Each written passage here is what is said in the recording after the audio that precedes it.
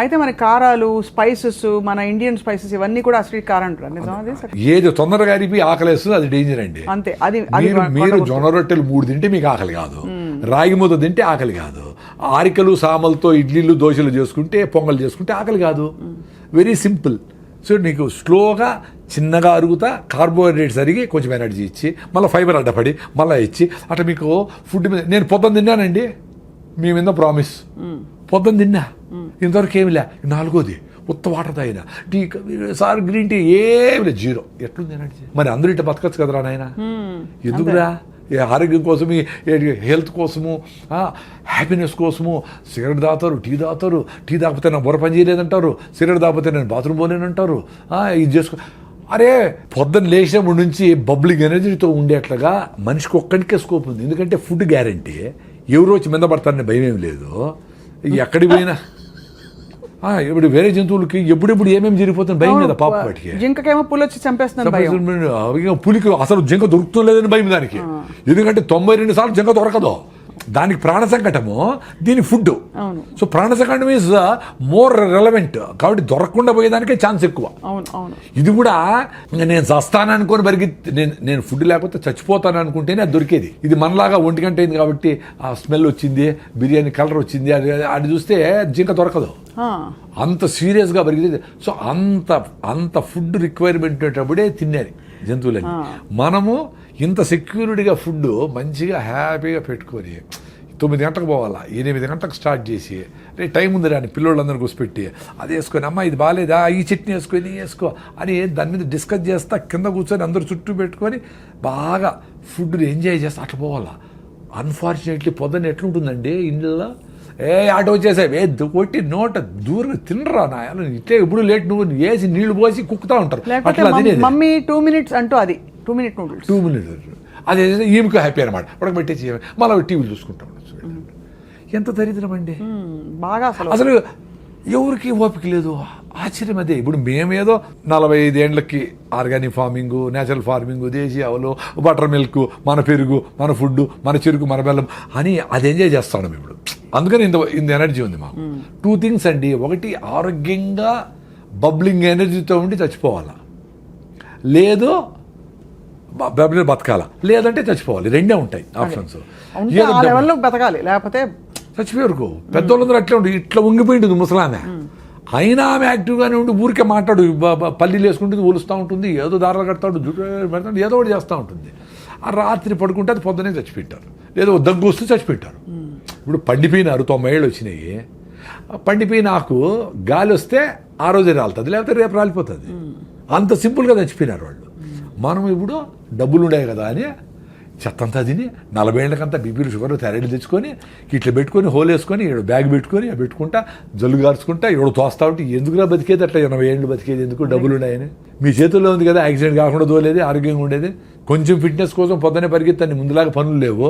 పొద్దున్న 1 గంట సేపు కేబీఆర్ చుట్టూ పరిగెత్తాలి కదా, పెద్ద అదృష్టం కదా మీకు. ఆ చుట్టూ పరిగెత్తి డబ్బులు కూడా అయినక్కడ చుట్టూ పరిగెత్తే మీ హార్ట్ లంగ్స్కు పాల్పిటేషన్ వచ్చి హార్ట్ కొట్టుకుందే, మీకు బ్లడ్ సర్క్యులేషన్ బెటర్ అయ్యి మొత్తం ప్రతి సెల్కి ఆక్సిజన్ అందందే మీరు ఆరోగ్యంగా ఉండలేరు.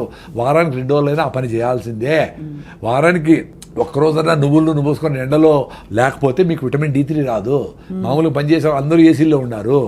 మీ B12 రావాలంటే అంబలి, ఈరోజు మిగిలిపోయిన నీళ్ళు పోసి పొద్దున్నే అంబలి అది చేసుకొని గట్ మైక్రోవేవ్ని ఇంప్రూవ్ చేసుకుంటే మీ గట్ నుంచి బ్రెయిన్కి బ్యారియర్ ఉంటుంది అడ్డం, దాన్ని దాటుకొని బ్యాక్టీరియా ఒకటే పైకి పోతుంది.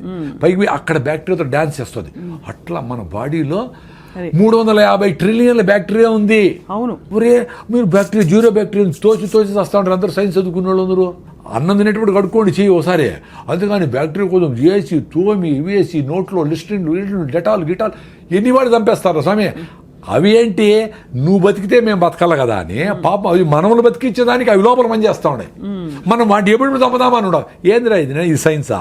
అందులో గుడ్ బ్యాడ్ 2 ఉంటాయి కదా సార్. కానీ గుడ్ బ్యాక్టీరియా, బ్యాడ్ అవి గుడ్ బ్యాడ్ మనం డిఫైన్ చేసినాము. గుడ్ బ్యాడ్ ఏం వాటికేం తెలుసు పాపము. ఇప్పుడు మనకు మంచి చేసే బ్యాక్టీరియా ఎక్కువ ఉంటే చెడ్డ చేసే బ్యాక్టీరియా స్టెఫ్లో కాకసి వీటిని ఆడబెట్టి మూలకు పడి ఉండరా గమనుండు అని చెప్పి ఇది చెక్ చేస్తా ఆడ పెట్టింటుంది అంతే. దాన్ని ఎలిమినేట్ చేయాలని నువ్వు నానా కష్టాలు పడి యాంటీబయాటిక్లు చేసి చిన్న జ్వరం వస్తే ఏదో ఫైటింగ్ జరుగుతూ ఉంటుంది, జ్వరం వచ్చింది, ఆ ఫైటింగ్ చేస్తూ ఉంది, వదిలేదాన్ని నువ్వు రోజు రెస్ట్ తీసుకో. ఆకలి కాదు, అన్నం తినొద్దు, అది కూడా నేచరే చెప్పింది, నీకు ఆకలి కాకుండా రే నేను ఫైటింగ్ చేసుకుంటా ప్లీజ్ ఈరోజు తిండి నిలపరా అని చెప్తే మళ్ళా నువ్వు మందు వేసుకొని డోలు వేసుకొని మళ్ళా తింటావా? చెత్తనా ఎలా, ఎంత దరిద్రం అదే.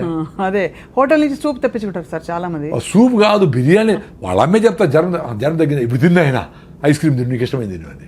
ఎంత బ్యూటిఫుల్ అంటే నేచరు. ఆ కుక్కకి జ్వరం వస్తే మటన్ పెట్టినా తిందు, అడవి గడ్డి తిని వామిటింగ్ చేసుకుంటూ తిని అబ్బాయిని వామిటింగ్ చేసుకుంటుంది. మరి నువ్వేంది జ్వరం వచ్చిందిరా నేను ఫైట్ చేసి వదిలేరా ఒక్కరోజు అంటే మళ్ళా ఫుడ్ పెట్టి అబ్యూజ్ చేస్తావా? మళ్ళా హాస్పిటల్లో చేరి సెలైన్ పెట్టించుకొని యాంటీబయాటిక్లు వేసుకొని మొత్తం అన్ని నగలన్నీ వేసుకునేట్లన్నీ సెలైన్లు పెట్టించుకొని హాయిగా ₹1,00,000 ఖర్చు పెట్టుకుంటావు. అంత దరిద్రమే. ఒక ఏజ్ వరకు హెల్త్ టక్కన రెడీ అవుతుందండి. చిన్నపిల్లలు ఏమి చేయకపోయినా రెడీ అయిపోతారు. పెద్దోళ్ళు కొంచెం టైం ఇవ్వాలి వాళ్ళకి. ఫీవర్ వచ్చింది ఒక రోజు రెస్ట్, ఎక్కువ ఫీవర్ వచ్చింది పొట్టను బాగా తడిపెట్టబెట్టి దుడిసి ఆడ తడిగుడ్డేస్తే 2 డిగ్రీలు తగ్గుతుంది. 100-101 ఉంటే ఎక్కువ అయితే మళ్ళీ ఫిట్స్ రావచ్చు, అది డేంజర్. అది చూసుకుంటా మదర్లు ట్రై చేసి వాళ్ళకి జావో గేవో సింపుల్గా ఫ్రూట్స్ గిట్సో పెడితే 2 రోజులు 3 రోజులకి యాంటీబాడీస్ తయారైంది. బాడీ తయారు చేస్తుంది కదా యాంటీబాడీస్ని. ఇప్పుడు మీ ఇంటికి పోలీసులు వచ్చినారు, దొంగలు వచ్చినారు, మీరు పోలీసులు వచ్చేవారు కాసుకుంటారా, మీరే ఫైట్ చేస్తారా? పోలీసులు ఫోన్ చేసి ఇప్పుడు నైనా పోలీసులు పిలిచినాను ఆగు అంటే ఆగుతారా వాళ్ళు? వాడు వచ్చిన దొంగ చేతులతో ఫైట్ చేస్తే చేతులతో, లేదా కత్తి ఎత్తుకొస్తే కత్తితో, లేదా ఇంకో గన్ ఎత్తుకొస్తే గన్నుతో. అంటే ఏ రకంగా ఫైట్ చేయాలనే మెకానిజం ఇంత బ్యూటిఫుల్గా ఈ బాడీకి నేచర్ 2.5 మిలియన్ ఎన్నో మిలియన్ ఇయర్స్ నుంచి వచ్చింది ఎవల్యూషన్. అవును అవును, దానికి స్కోప్ ఇవ్వాలి కదా. అవును, ఒక రోజు 2 రోజులు గమ్మున పడుకోండి ఇంట్లో తినకుండా. అప్పుడు పడుకుంటే ఏ రకమైన దొంగలు వచ్చినారు వాళ్ళకి ఏ రకమైన యాంటీబాడీస్ని తయారు చేయాలని తీసుకుంటుంది పాపం. అది దానికి స్కోప్ ఇవ్వాలా? మీరు యాంటీబయాటిక్ వేస్తే అంతే కదా, అన్నీ తెచ్చు కదా, మంచి చెడ్డ అన్నీ వా. సో ఏది ఫైట్ చేసేది? ఎంత బ్యూటిఫుల్గా చెప్పినారు కొంతమంది యూట్యూబ్లో డాక్టరు. ఏ సెల్ అయితే క్యాన్సర్కు నువ్వు ఫైట్ చేస్తుందో ఈ కెమోథెరపీ ఇచ్చినప్పుడు ఆ సెల్స్ చచ్చిపోతాయంట. రిపీటెడ్ కెమోథెరపీ రేడియేషన్ ఇస్తే. సో నీకు బాడీలో క్యాన్సర్ వస్తే ఫైట్ చేసే మెకానిజమే ఉండదు అని.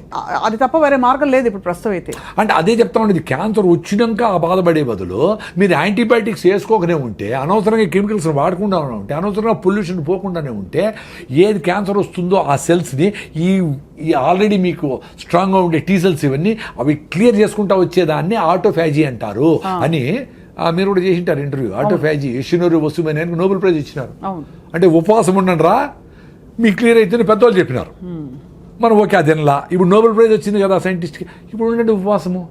అప్పుడు కూడా మీరు రైస్ మాత్రం పట్టకుండా ఐస్ క్రీములు ఫ్రూట్స్ సాలడ్ ఉప్మాలు అన్నీ తినేస్తే అట్లా ఉపవాసం అంటే దేవుని కూడా మోసం చేస్తారా? ఉపవాసం ఉన్న వాళ్ళు చాలా ఎక్కువ తింటారు ఆ రోజు చాలా వరకు. అంటే వెరైటీస్ ఆఫ్ ఫుడ్స్ కదా, ముందైతే ఉత్తరం అన్నమే, ఇప్పుడు వెరైటీస్ ఆఫ్ ఫుడ్స్. అవును. సో ఇవన్నీ డ్యామేజ్ చేసి మన ఇమ్యూన్ సిస్టమ్ డ్యామేజ్ అయిపోతుందండి. Very simple. సో లంకణం పరమౌషధం అనేది మేము నమ్ముతాం. సూపర్. నేను ఉండా కదా, నేను పెద్ద అసిడిటీ పెట్టి నేనే ఉండా కదా, ఎప్పుడెప్పుడు వస్తుందని లాస్ట్ 3-4 days బ్యాక్ కూడా ఉన్నాను హ్యాపీగా. ఏమి ఇట్లే ఉండింది ఎనర్జీ. మరి నాకు డాక్టర్లు ఏం చెప్పినారు, నువ్వు తినాలా, నీ అసిడిటీ నువ్వు అసలు తింటానే ఉండాలా, తినలేదే మరి. సో ఏ మ్యాజిక్ జరిగింది కదా, నా ఎక్స్పీరియన్స్ అదే అబ్బా. మీరు ఉపవాసం ఉండేదాని ముందర మీ బాడీని రెడీ చేసుకోవాలా. ఇప్పుడు ఈ వీడియో చూసి మీరు తింటా ఉండే గీడిల్స్తో ఉపవాసం ఉంటే కళ్ళు తిరిగి కింద పడతారు. ఎందుకంటే మీ హిమోగ్లోబిన్ 6 ఉంది, నా హిమోగ్లోబిన్ 15.8, నేను 7 కిలోమీటర్ రన్నింగ్ చేస్తా, నా విటమిన్ D 69 ఉంది, నా B12 సూపర్గా ఉంది, నేను ఓపోడు తింటే కూడా బాగుండే ఎక్స్పీరియన్స్ అయినా నేను, నాకేం కాదని తెలుసు. ఇప్పుడు ఈరోజు నుంచి 2 రోజులు తినకూడదు అంటే కూడా నేను ఉండిపోగలను. మరి ఎంత మా మేనకోడ అందరూ డాక్టర్ కదా, మా ఉపవాసం అదిటి అన్నారు. మరి నా ఎక్స్పీరియన్స్ మరి ఏంటి, ఇప్పుడు సైలెంట్గా ఉంటారు కదా అందరూ. అంతే కదా, మీరు ప్రూవను ఆ ఉపవాసంతో రన్నింగ్ చేసిన రోజులు ఉన్నాయి. 2వ రోజు కొంచెం వీక్గా ఉంటుంది, 3వ రోజుకి ఇంకొంచెం వీక్గా ఇట్లా మాట్లాడకుండా ఇట్లా ఉండేది. నాకు యాక్టివ్ ఇట్లా ఉండాలండి. ఉపవాసం ఉన్నప్పుడు ఎందుకు సార్ ఎలక్ట్రోలైట్స్ కొంచెం పడ్డాక మనకి ఒకలాగా నిద్ర వస్తున్నట్టు మకతగా ఉంటుందా? దానివల్ల అంటారా? ఎలక్ట్రోలైట్స్ అని కాదు, ఫస్ట్ మనకు గ్లూకోజ్ ఆ కిక్ అనేది అలవాటు అయిపోయింది. అంటే గంట కాఫీలో టీలో ఐస్ క్రీమ్లోకి ఇట్లా వేసి రైస్ ఏమి లేకపోయినా ఇంత రైస్ కదా, పప్పు రసము సాంబారు వేసి ఇంత రైస్ కుక్తా, ఎంత గ్లూకోజ్ అది, ఇంత రైస్ అంటే ఇంత షుగర్ అని. ఆ గ్లూకోజ్ కిక్ లేనప్పుడు అది జరుగుతుంది. ఓహో, అలా నిద్రగా అలా మత్తుగా ఉండడము. అదే రివర్స్ కూడా అవుతుంది, ఎక్కువ రైస్ తింటే కూడా మత్తు అవుతుంది. ఎక్సెస్ గ్లూకోజ్ వస్తే కూడా దాన్ని ఏం చేయాలి, ఆగరా స్వామి నువ్వు నోరు మూసుకొని కూర్చోరా, దాన్ని అంతా కన్వర్ట్ చేస్తానని అప్పుడు కూడా మత్తు వస్తుంది.